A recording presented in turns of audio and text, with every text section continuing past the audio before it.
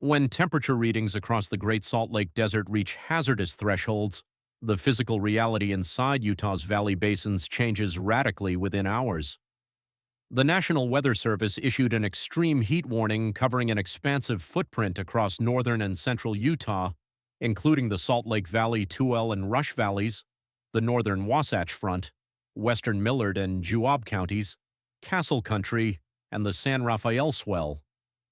High atmospheric pressure dominant over the Great Basin is driving compressed air masses directly toward the canyon floors and desert floors, elevating daytime thermal stress across urban and rural corridors alike. Understanding why this specific setup creates severe heat conditions requires examining the synoptic atmospheric pattern currently anchored over the Intermountain West. Under strong high-pressure ridges, air descends from higher altitudes toward the surface. As air descends, atmospheric pressure increases, compressing the air mass and raising its temperature dynamically, a physical process known as adiabatic heating. According to forecasters at the National Weather Service, this relentless atmospheric compression suppresses cloud formation entirely, allowing unfiltered direct solar radiation to bake the terrain for more than 14 continuous hours per day. In desert environments like the Great Salt Lake Desert and the vast salt flats, the ground surface acts as an efficient solar collector. Darker asphalt surfaces in urban centers along the northern Wasatch Front absorb high shortwave radiation, while lighter desert soils and salt basins reflect radiation back into the lower boundary layer of the atmosphere. This dual thermal action creates a dense layer of trapped heat right where human activity occurs. In mountain-ringed valleys like Tooele Valley, Rush Valley, and the Salt Lake Valley, surrounding mountain ridges act as physical barriers, preventing ambient wind currents from effectively flushing out the superheated surface air mass. As morning shifts into peak afternoon hours, heat accumulates exponentially rather than linearly. Data from NOAA monitoring stations indicates that high-elevation valley floors, elevated 4,000 to 5,000 feet above sea level, experience intense solar radiation due to a thinner atmospheric column compared to coastal regions.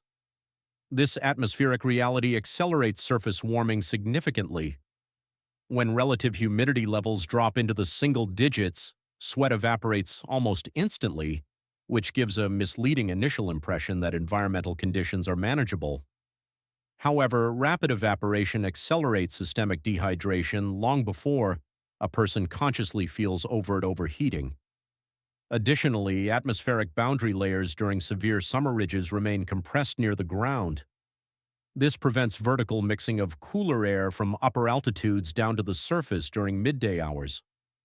Atmospheric readings gathered by the National Weather Service confirm that wind speeds inside these sheltered basins often drop below 5 miles per hour during peak heating cycles, effectively eliminating convective cooling across exposed skin and structural surfaces.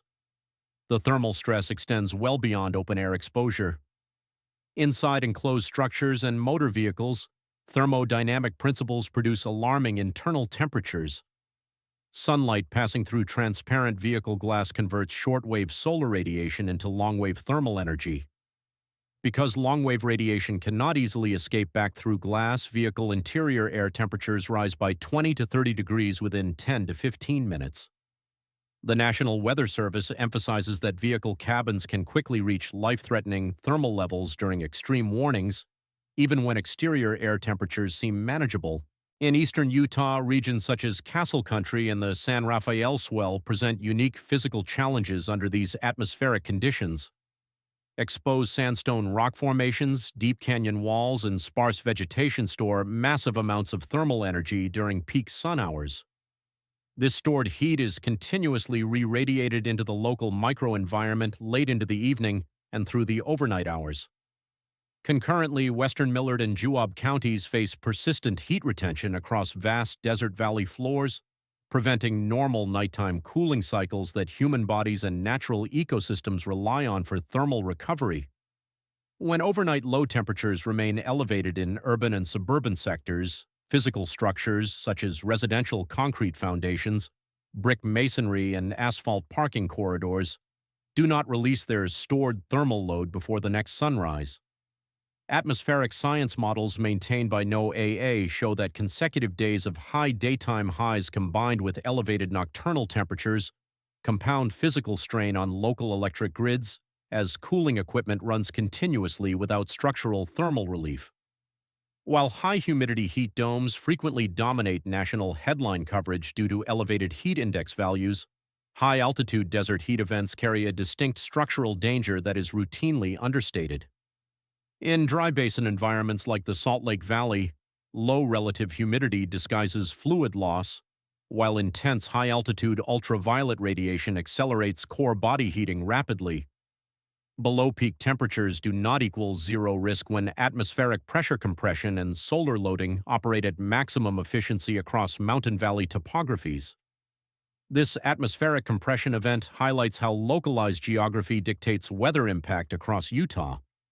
The Wasatch Range acts as a giant thermal wall, trapping heat within the urban corridor along the Wasatch Front. Air trapped along the steep mountain slopes warms further as sinking air masses aloft continue to press down on the Great Basin floor. Forecasters note that without a strong cold front or a major monsoon moisture push from the south to disrupt the ridge, the local heat pool remains stable and self-sustaining across consecutive operational cycles. Because extreme heat warnings signal severe environmental conditions requiring precise response, targeted resource management becomes essential for residents throughout Tooele, Millard, Juab, and Salt Lake counties.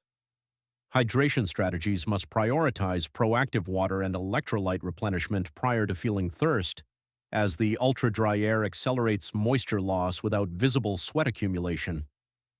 Likewise, agricultural and livestock operations across Castle Country and surrounding rural areas face heightened stress due to soil moisture depletion and rapid solar heating of standing water sources. Here is your actionable game plan tailored specifically for this Utah Basin heat event. First, restrict outdoor physical exertion and heavy physical work strictly to early morning hours before solar loading peaks, and utilize climate-controlled facilities during afternoon maximum heating. Second, double-check rear seats and cabin spaces of every vehicle every single time you park, as solar radiation through vehicle glass elevates interior temperatures to lethal levels within minutes across desert regions. What temperatures are you seeing on your local outdoor gauge today? Drop your location and reading in the comments below. If you found this atmospheric breakdown informative, hit the like button and subscribe to stay informed on active weather developments across the region. I'm Ray with Red Sky Report. Stay cool, stay ready.